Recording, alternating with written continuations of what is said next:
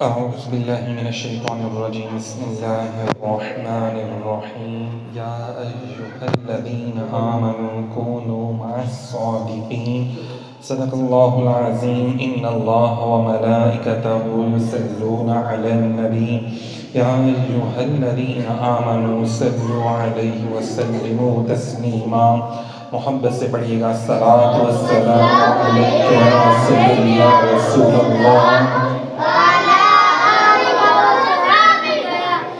سیدی یا حبیب اللہ الصلاۃ والسلام علیک یا رحمة للعالمین وعلی آلک واصحابک یا سیدی یا خاتم النبیین یا شفیع المذنبین یا راحت العاشقین یا جد حسن والحسین۔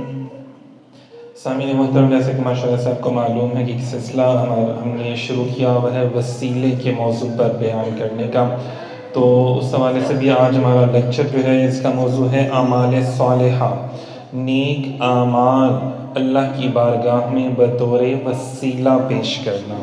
دیکھیں وسیلے کی بے شمار اقسام ہے نا، بطور نیک اعمال بطور وسیلہ پیش کرنا۔ جیسے پچھلے لیکچر میں بھی ہم نے پڑھا تھا ایک حدیث پاک صحیح بخاری کی کہ جس میں 3 نیک لوگ ایک پہاڑ کی غار کے اندر پھنس جاتے ہیں، ایک پتھر اس کی غار کے منہ پہ گر جاتا ہے دروازے پہ اور وہ باہر نہیں نکل سکتے، اور تینوں نے کیا کیا؟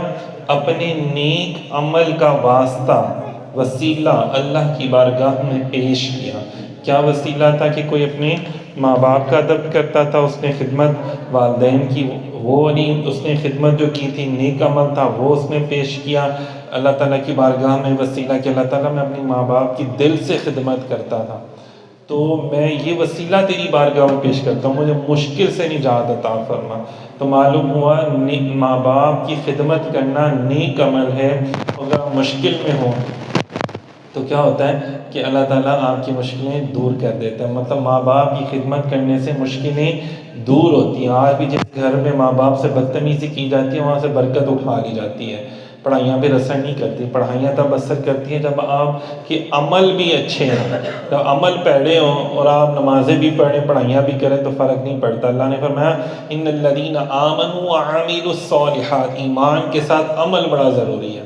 ایمان کے ساتھ ہم نماز تو پڑھتے ہیں لیکن جھوٹ بولتے ہیں، لوگوں کو نقصان پہنچاتے ہیں، لوگوں کا مال کھاتے ہیں تو فرق کوئی نہیں پڑنا۔ تو عمل ایمان بھی ضروری ہے، نماز بھی پڑھیں اور اچھے کام بھی کریں، پھر اللہ تعالیٰ آپ کے اوپر کرم بھی کرتا ہے۔ دوسری کیا نیک عمل تھا کہ وہ نیک عمل کیا تھا؟ پاکیزگی، حیا اس انسان کے اندر تھی کہ اس کو برائی کا موقع ملا لیکن اس نے برائی نہیں کی، اور اس نے یہ بھی نیک عمل اندازہ کریں اللہ کی بارگاہ میں پیش کیا۔ اور اچھا یہ فرما کون رہا ہے؟ خود پیارے آقا حضرت محمد مصطفیٰ صلی اللہ علیہ وسلم حضور اپنی غلاموں کو بیان فرما رہے ہیں کہ انہوں نے ابھی وہ نیک انسان تھا، اس کو برائی کرنے کا موقع ملا لیکن اس نے نہیں کیا، بد کرداری کا اس کو موقع ملا اس نے نہیں کیا، اور کیا ہوا کہ اللہ تعالیٰ نے اس کی وجہ سے اس کا یہ نیک عمل قبول کیا۔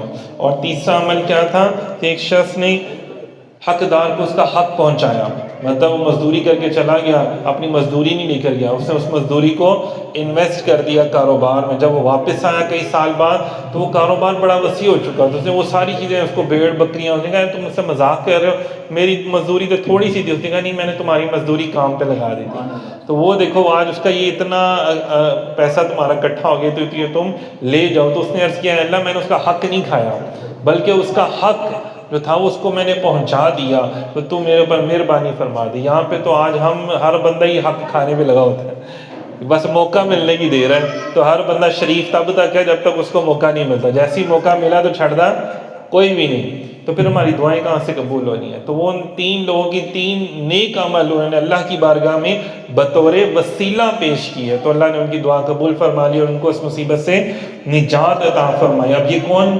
بتا رہے ہیں ہمیں؟ نبی پاک صلی اللہ علیہ وآلہ وسلم۔ اسی طرح نماز جو ہم 5 وقت کی نماز ادا کرتے ہیں، نماز کا حکم 700 مرتبہ قرآن پاک میں ہے، یا مطلب یہ عمل جو ہے وہ اللہ تعالیٰ کو اتنا زیادہ پسند ہے، اور جسم ہے نا ہمارا، جسم کے لیے ہم یہ زمین مٹی سے بنا نا، تو مٹی کی خوراک استعمال کرتے ہیں، جسم ہمارا اچھا ہو جاتا ہے، لیکن روح جو ہے وہ آسمان کی ہے، تو اس کے لیے بھی اللہ تعالیٰ نے بندوبست کر دیا۔ نماز کب عطا ہوئی؟ معراج پر۔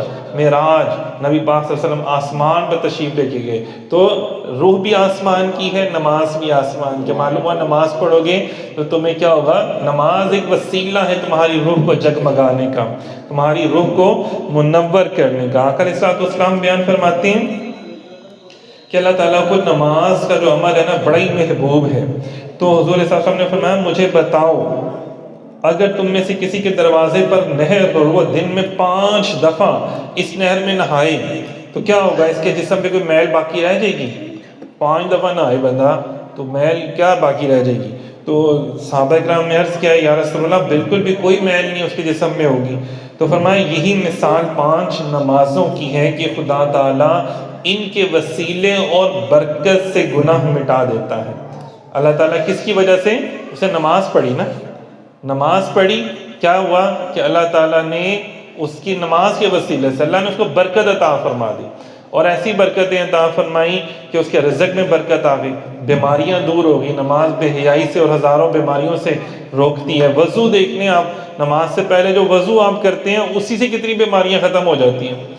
جیسے یہ دیکھیں نا، یہ ڈینگی وغیرہ یہ سارے معاملات ہوئے تو اس کا کیا سب لوگوں نے تحقیق کی جی بار بار منہ ہاتھ دھونا، تو ہم وضو میں کیا کرتے ہیں؟ منہ ہاتھ دھوتے ہیں۔ مطلب پاکیزگی ہمارا نصف ایمان ہے، ہمیں یہ بیان کیا گیا۔ تو یہ بھی ایک وسیلہ اللہ تعالیٰ نے، پاکیزگی ایک ایسا وسیلہ ہے جس سے ہم بیماریوں سے بچے رہتے ہیں۔ اندازہ کر لیں،